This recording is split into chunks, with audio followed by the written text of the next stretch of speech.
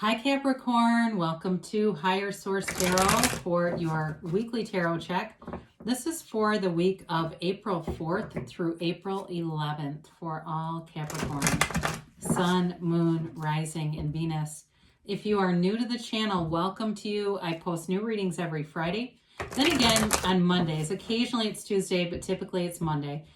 So if a reading doesn't resonate, you can check back in a couple of days. You can check a different part of your chart, or you can even look around on those Monday readings because they're a different format every week.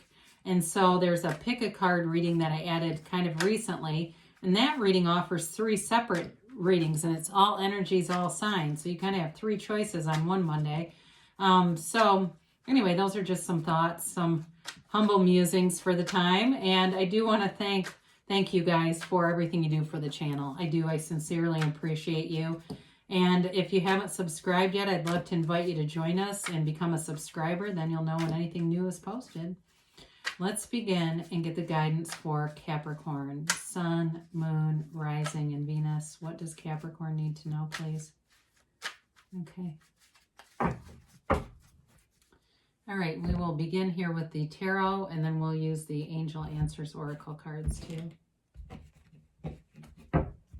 So we've got the Four of Swords, the Ace of Cups, the Fool, the King of Pentacles, the Devil, there you are, Temperance, Page of Wands, and the Seven of Wands. Well, I got the phrase quiet contemplation.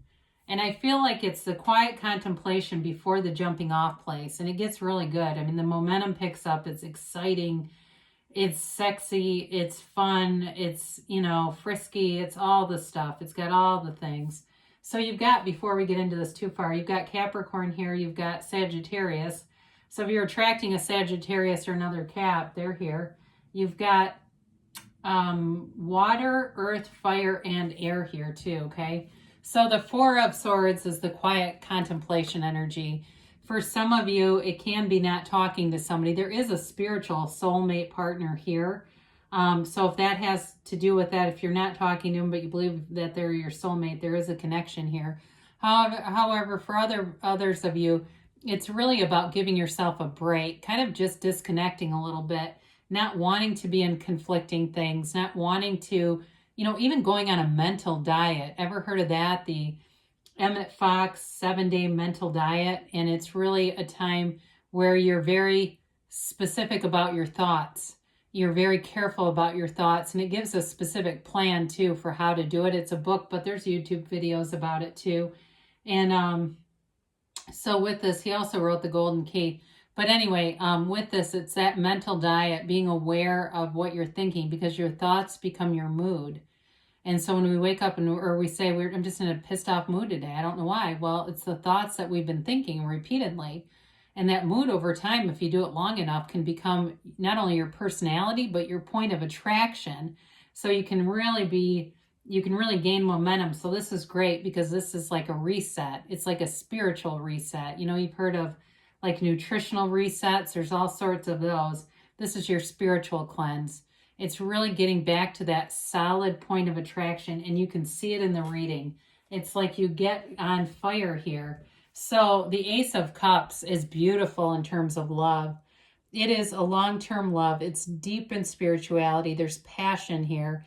It also can be a passion for a new endeavor. And you've got some nice fire elements here that let you, get to that jumping off place a little bit quicker. So with the Ace of Cups, though, it's an unconditional experience in love. So I do feel like, though, with a new endeavor, I do feel like you've got a lot of enthusiasm for it. So we say it's unconditional, but again, you still have excitement here. It's not like it's just nothing, right? It's not like it's a Buddhist monk who's living in a, monastery and just has that kind of experience. You've got a little bit more humanity going on with that than that, but anyway, but with this, it's definitely feeling this like recharge, this reset, and it's never ending. I mean, it really is.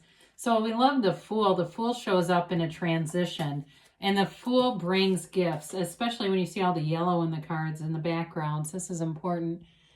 So it's taking that leap of faith. It's that brand new, fresh, clean energy that we have as the soul enters this earth school.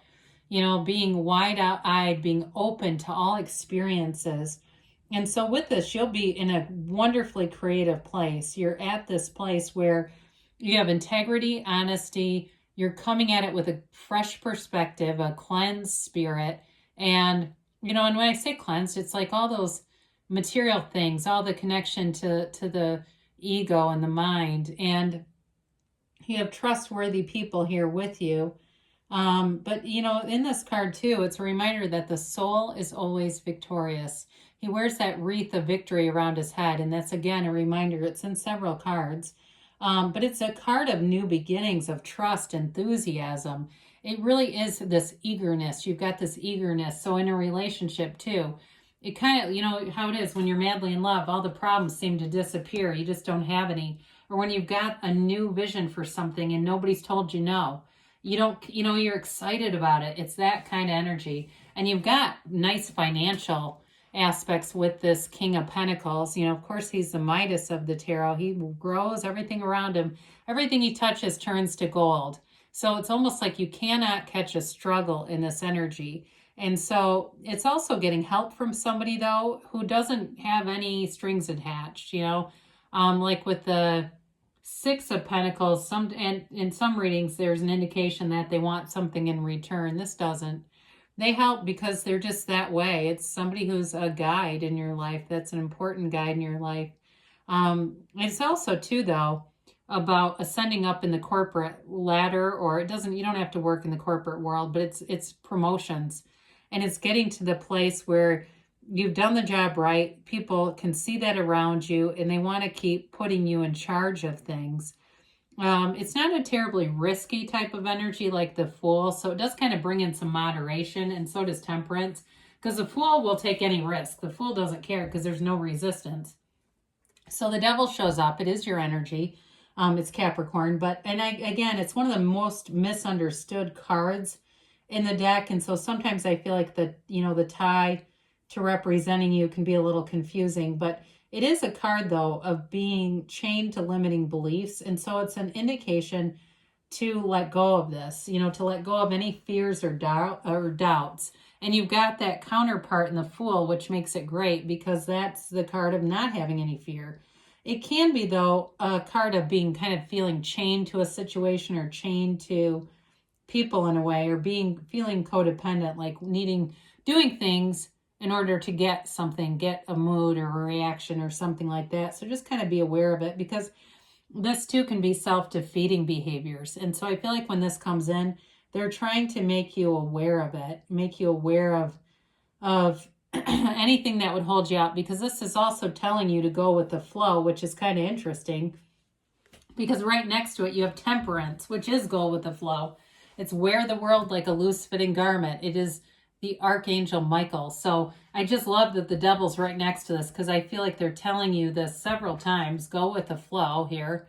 You know, go with the flow because you've got wonderful things coming in.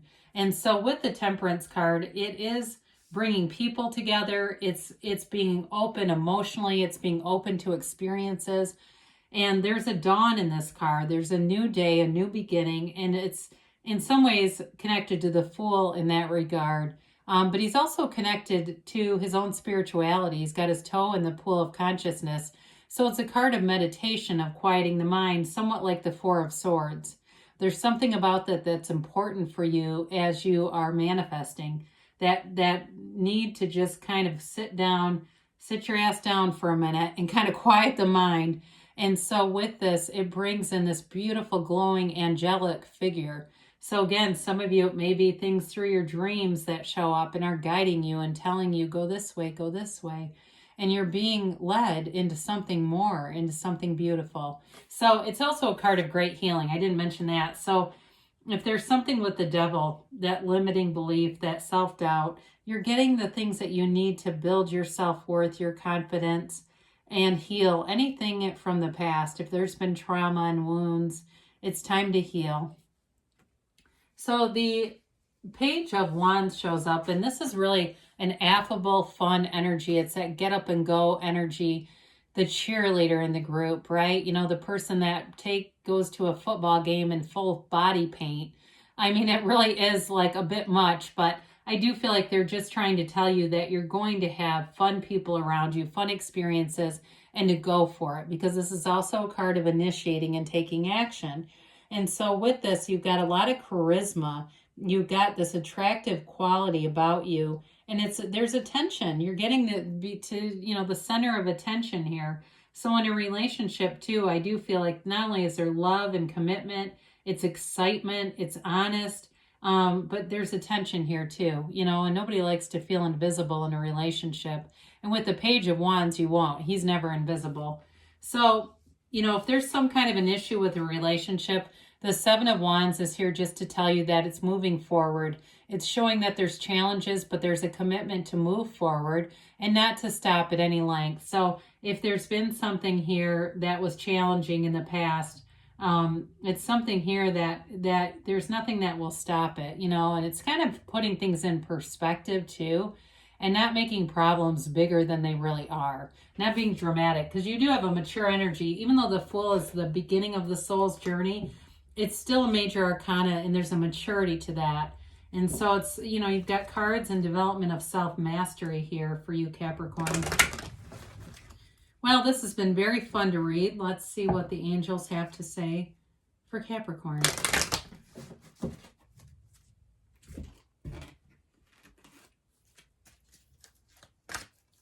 And get a yes, no, maybe.